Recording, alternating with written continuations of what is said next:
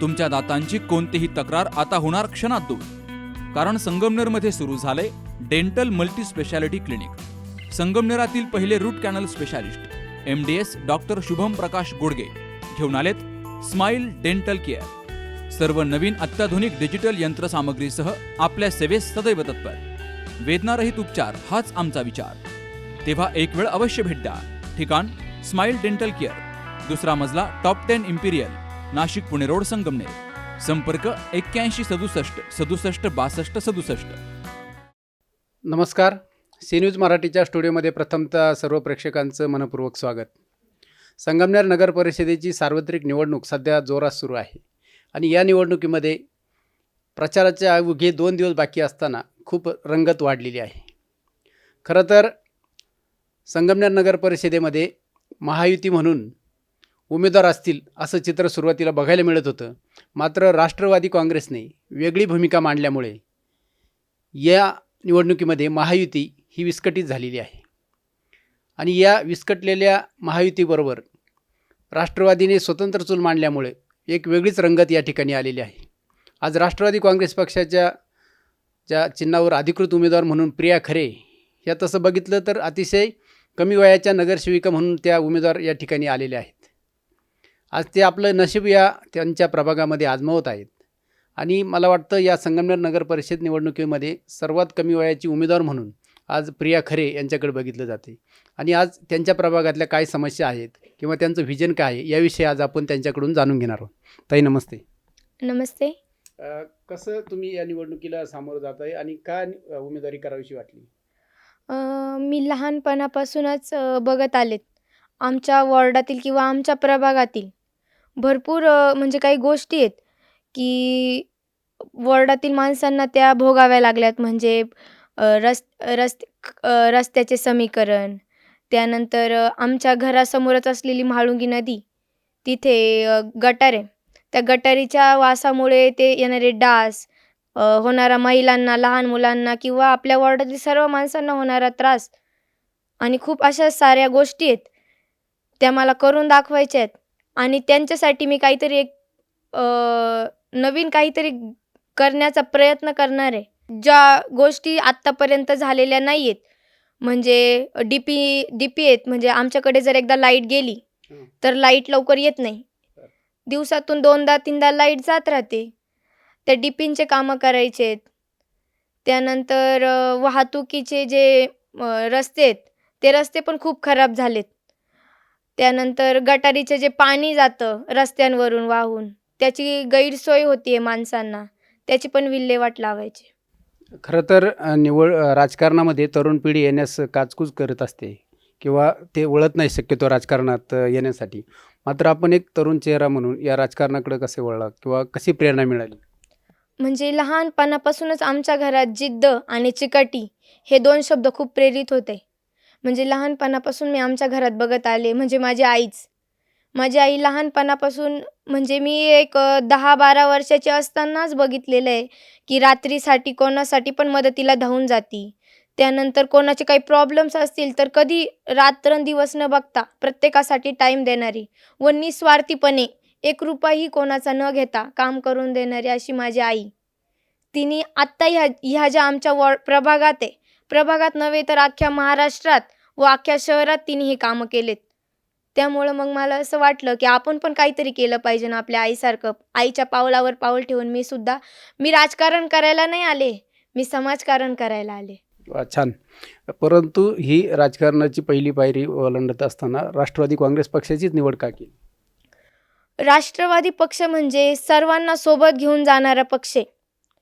त्यांचे विचार आंबेडकरवादी, शाहू फुले यांच्या विचारांसारखे आहेत आणि त्यांनी सगळ्यांना सोबत घेऊनच आत्तापर्यंत जी कामे केली आहेत त्यांना प्रेरित होऊनच मला असं वाटतं की राष्ट्रवादी पक्ष किंवा अजितदादांचं काम पण पाहून मला असं वाटलं की त्यांनी आत्तापर्यंत महिलांसाठी किंवा लहान मुलांसाठी खूप उपक्रम राबवलेत. त्यांनी आता एक नवीन कॉलेजसुद्धा चालू केलं आहे एका ठिकाणी, म्हणजे नाव मला आठवत नाही एवढं, पण कॉलेज चालू केलं आहे. तिथे एका वेळेस 7,000 विद्यार्थी पास आउट होऊन दुसऱ्या देशात सुद्धा शिकायला जाऊ शकतात. काय आज संगमनेर शहरामध्ये महिलांच्या संदर्भात काय वाटतंय तुम्हाला? महिला सुरक्षित आहेत का किंवा महिलांसाठी काही काम केलं जाते का?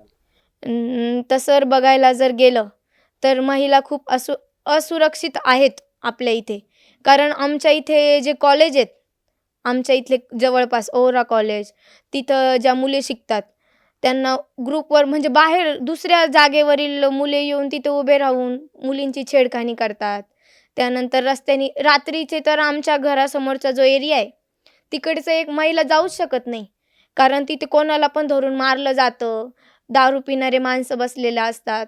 त्यानंतर रस्त्याने छेडखानी करतात.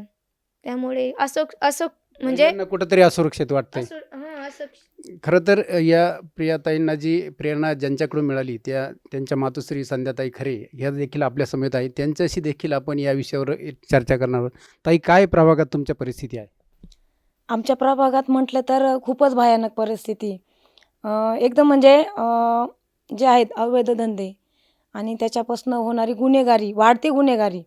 जो आमच्या शेजारी एक एरिया आहे तिथं खूप असे झाडं वाढलेले आहेत.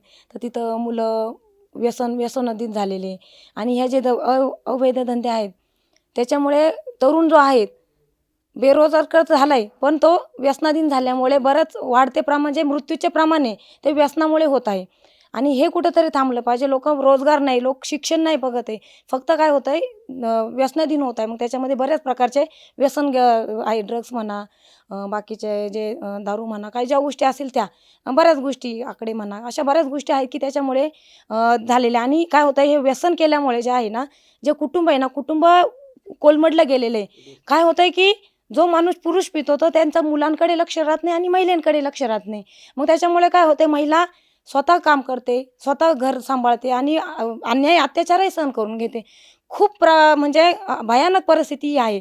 अजून म्हटलं तर आपलं वॉर्डामध्ये प्रभागामध्ये आरक्षण पडलेले आहे. ॲक्च्युली ते आरक्षण नगरपालिकेने टाकले. कायदेशीर जर आपण जर विचार केला तर हे त्यांना अधिकार नाही आहे आरक्षणाचा. तहसील किंवा ह्या गोष्टी आहेत, प्रांत तहसील ह्या लोकांचं काम आहे ते. यांचा संबंध नसताना ते आरक्षण पडलेलं आहे आणि त्या आरक्षणामुळे बरेच रस्ते खराब आहेत आणि बऱ्याच लोकांच्या ज्या आहेत बांधकामाला प्रॉब्लेम येतो. सर्वसामान्य लोकांना खूप त्रास आहे त्या गोष्टीचा. तर आम्ही ते पहिल्यांदा आमचं काय असणार आहे की पहिलं आरक्षण हटवलं गेलं पाहिजे. सर्वांना रस्ते चांगले भेटले पाहिजे. जी गटार वाहते गटारीपासून खूप लोकांना त्रास आहे, आजार होत आहे त्याच्यामध्ये, डेंग्यू मलेरिया अशा गोष्टी होतात. तर ते अंतर्गत गटार करण्याचा प्रयत्न राहील. परंतु अजून रस्ते झाले, हे झालं, लाईटीचा बराच प्रश्न आहे. तर महिला सक्षमीकरण, जागोजागी महिलांना पुरुषांना जे काय आरोग्य आहे, आरोग्यासाठी आपण शिबिरं घेणार चांगले. महिलांना मुलींना आपण सांगणार की काही आपल्यावरती अन्याय झाला, अत्याचार झाला किंवा कोणी जर आपल्यावरती कोणी हे केलं, काय म्हणतात त्याला, अन्याय अत्याचार केलं, त्याला कसा आपण प्रतिसाद दिला पाहिजे. आपण ह्यासाठी आपण शैक्षणिक बाकीच्या गोष्टी आपण लोकांपर्यंत पोहोचणार आहे आणि त्याचं शिबिरं घेणार आहे. आरोग्य शिबिर, एक शैक्षणिक शिबिर आणि हे जे माहिती जे आहेत मुलींना मुलांना जे कशा आहेत, लोक व्यसनाधीन झालेत, व्यसनमुक्तीसाठी सुद्धा आपण शिबिरं घेणार आहोत. ताई, तुम्ही विधानसभेला महायुती म्हणून लढल्या, तुम्ही पण त्या याच्यामध्ये सहभागी होत्या, राष्ट्रवादी काँग्रेस पक्ष म्हणून सहभागी होते. मात्र नगरपालिकेला हे का नाही होऊ शकलं? आमचे जे अहिल्यानगरचे जिल्हाध्यक्ष आहेत कपिलभाऊ पवार, तर एक चांगलं नेतृत्व आहे त्यांचं आणि महायुती आपल्या महाराष्ट्रामध्ये आहे. तर आम्ही महायुतीसोबतच होतो, आताही होतो. परंतु जे आहेत माझ्या मुलीसाठी जे सीट होतं किंवा त्यांना आम्ही म्हटलं होतं की आमच्या मुलीला उमेदवारी द्या. तर ते शेवटपर्यंत बोलले की आम्हाला हे उमेदवार पाहिजे. परंतु महायुतीचे जे आहेत, आता जे आमदार वगैरे आहेत किंवा माहितीच्या ज्या लोकांनी आहे, आमचा विचार न करता बाहेरून लादलेला आम्हाला, म्हणजे आमच्या प्रभागात नाही आहे महायुती किंवा जे संगमनेर विकास समिती आहे त्यांनी ही बाहेरचाच माणूस दिलेला आहे. आमचा विरोध काय आहे की आम्हाला आमचा उमेदवार, आमचा प्रभाग, आमचा उमेदवार, ही आमची सुरुवातीपासून भूमिका आणि प्रभागातील सर्व जे लोक आहेत त्यांचाही सगळ्यांचा आम्हाला जोरदार पाठिंबा आहे. कारण आपण सामाजिक क्षेत्रात काम केलेलं आहे आणि एवढं असतानाही यांनी काय केलं की यांच्याच जे पदाधिकारी आहे यांच्याच पदाधिकाऱ्यांच्या बायकांना किंवा त्यांच्याच लोकांना उमेदवारी दिली. त्याच्यामुळे आमची नाराजी आहे. त्याच्यामुळे कपिलभाऊंनी निर्णय घेतला तो अतिशय योग्य आहे आणि आम्ही शेवटपर्यंत कपिलभाऊंसोबतच राहणार की आम्हाला त्यांनी एक संधी दिलेली आहे आणि त्या संधीचं नक्कीच आम्ही सोनं करू. काय शेवटी मतदारांना आवाहन कराल? मतदारांना माझं एवढंच सांगणं राहील, आपला प्रभाग, आपला उमेदवार. तुम्ही ज्या ठिकाणी जाऊ शकता, कधीही तुम्हाला गरज लागते, रात्रंदिवस आम्ही तुमच्यासाठी कायम तुमच्या सेवेत तत्पर राहू. तसं तुम्ही दुसऱ्या उमेदवार जे उभे आहेत त्यांच्याकडे जाऊ शकता का? हा तुम्हाला तुमचा प्रश्न राहील खूप मोठा. त्याच्यामुळे नक्कीच सहकार्य करा. धन्यवाद. तर ह्या होत्या प्रियाताई खरे. आपला उमेदवार आपला प्रभाग अशी त्यांची भूमिका आहे. त्यांचं म्हणणं आहे की या प्रभागामध्ये त्यांच्या विरोधी जे उमेदवार आहेत ते बाहेरून त्या प्रभागामध्ये पाठवलेले आहेत. त्याच्यामुळे या प्रभागातील मतदार आम्हाला मदत करतील, आम्हाला सहकार्य करतील असा ठाम विश्वास त्यांनी या ठिकाणी प्रियाताईंनी व्यक्त केला आणि संध्याताई खरे यांनी देखील व्यक्त केलेला आहे. मात्र मतदार कोणाच्या पारड्यात मतं टाकतील हे आपल्याला 2 डिसेंबरला मतदान आहे आणि 3 डिसेंबरला निकालामधून हे सगळं चित्र या ठिकाणी स्पष्ट होईल. पुन्हा भेटूया नवीन उमेदवारासमवेत. तोपर्यंत नमस्कार. SK tyre CEAT shoppe. CEAT टायर्सची अद्ययावत अधिकृत भव्य शॉपी आता संगमनेरमध्ये. सर्व कंपन्यांच्या दुचाकी, चारचाकी, ट्रॅक्टर, ट्रक आणि इतर वाहनांसाठी सिएट कंपनीचे टायर आणि ट्यूब होलसेल दरात. दुचाकी आणि चारचाकींचे कम्प्युटरद्वारे डिजिटल पद्धतीनं अचूक 5D व्हील अलाइनमेंट आणि बॅलन्सिंग, ॲडव्हान्स आणि स्क्रॅच फ्री टायर फिटिंग यंत्रणा, tyre replacement, TPMS support, run flat आणि ट्यूबलेस टायर्स उपलब्ध.